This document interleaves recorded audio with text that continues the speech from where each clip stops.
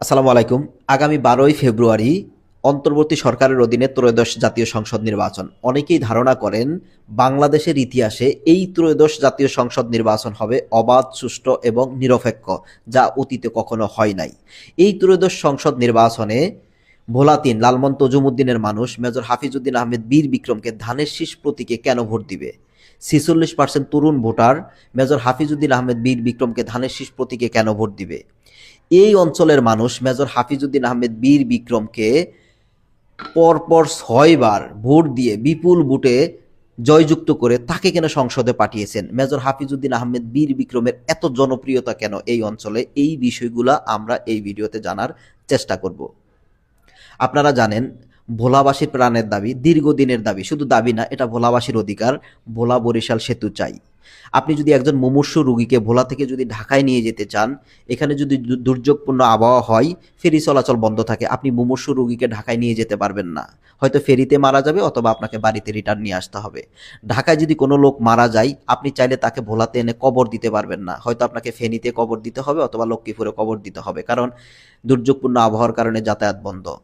একটা বিচ্ছিন্ন দ্বীপ, এই দ্বীপ কখনো ভাই বাংলাদেশ থেকে বিচ্ছিন্ন থাকতে পারে না। একটা স্বাধীন দেশ থেকে একটা জেলা কখনো বিচ্ছিন্ন থাকতে পারে না। ভোলা থেকে একমাত্র যাতায়াতের পথ হচ্ছে নৌপথ।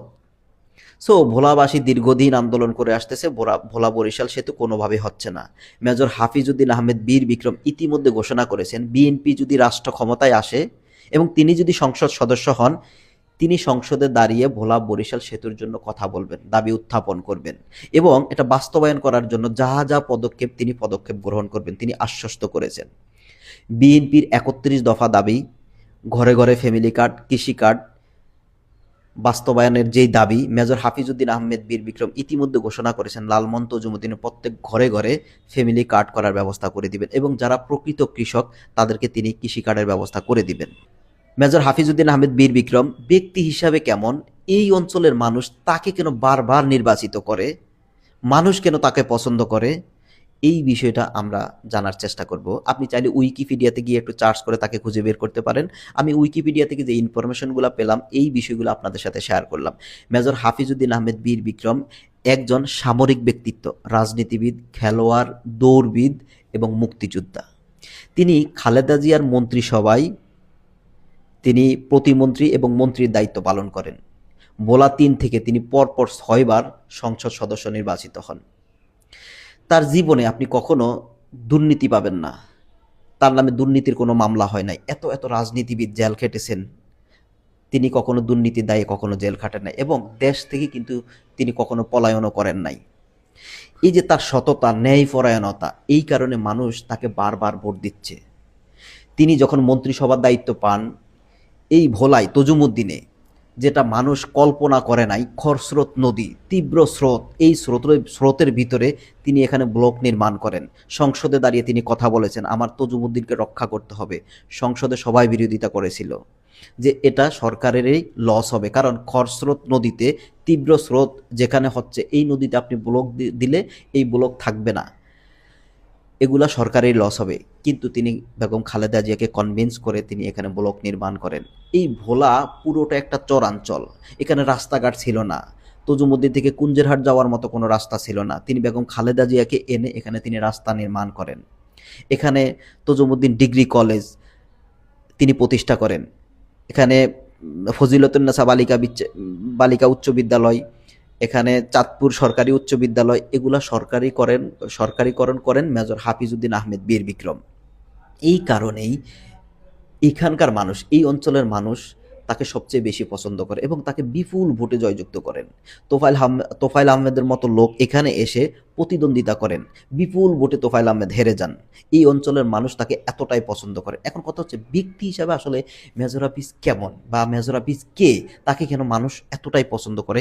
উইকিপিডিয়া থেকে আমি যেই বিষয়গুলো জানলাম সেটা হচ্ছে, মেজর হাফিজ কর্মজীবন যেটাকে বলেন বা চাকরি জীবন যেটাকে বলেন, তিনি চাকরি জীবনে তিনি সেনাবাহিনীতে যোগদান করেন। সেনাবাহিনীতে যোগদান করা অবস্থায় বাংলাদেশের মুক্তিযুদ্ধ শুরু হয় এবং তিনি ৩০০ সৈনিক নিয়ে পাকিস্তানের বিরুদ্ধে তিনি যুদ্ধ ঘোষণা করেন এবং যুদ্ধে জয়লাভ করেন। তার এই ধারাবাহিকতায় পুরস্কার স্বরূপ তিনি এখনও জীবিত থাকতে তাকে বীর বিক্রম উপাধিতে ভূষিত করা হয়। তিনি একজন মুক্তিযোদ্ধা। আমি যদি তার মুক্তিযুদ্ধের আগের কিছু ঘটনা আপনাদেরকে বলি, তিনি একজন বিশিষ্ট ফুটবলার ছিলেন। তিনি শুধু ফুটবলারে না, তিনি দৌড়বিদ ছিলেন। 1966, 1967 এবং 1968 সালে তিনি পরপর 3 বার বাংলাদেশের সেরা দৌড়বিদ হন, 100 মিটার এবং 200 মিটারে।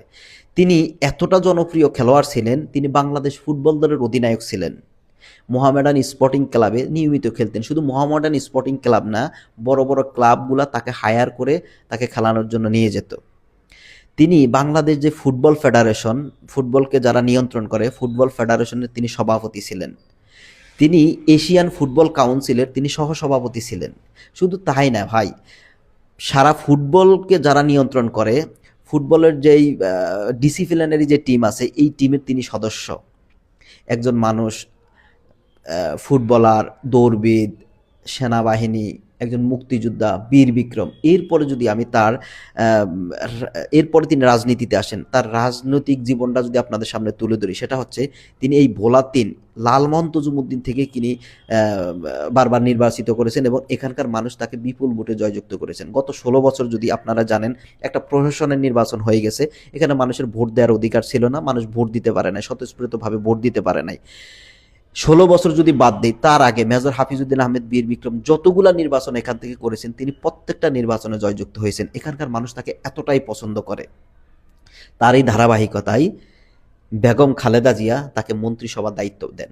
তিনি পাটমন্ত্রী ছিলেন, তিনি বাণিজ্য মন্ত্রী ছিলেন, বাণিজ্য প্রতিমন্ত্রী ছিলেন এবং পানি সম্পদ মন্ত্রী ছিলেন। তিনি পানি সম্পদ মন্ত্রী যখন ছিলেন, তখনই এখানে তীব্র স্রোতের ভিতরে প্রায় তখনকার সময় 500 কোটি টাকার উপরে তিনি বাজেট নিয়ে সেখানে ব্লক নির্মাণ করেন।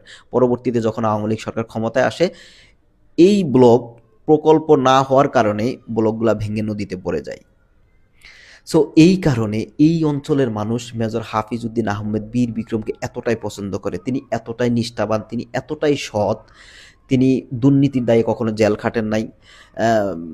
এই সততা, ন্যায়পরায়ণতার কারণে এই অঞ্চলের মানুষ তাকে ভোট দিয়ে জয়যুক্ত করে। এবং এই যে ত্রয়োদশ জাতীয় সংসদ নির্বাচন, এই ত্রয়োদশ জাতীয় সংসদ নির্বাচনও এখানকার মানুষ তাকে বিপুল ভোটে ভোট দিয়ে জয়যুক্ত করে তাকে সংসদে পাঠাবে। এবং 46% যে তরুণ ভোটার, তারাও তাকে পছন্দ করে। কেন পছন্দ করে জানেন?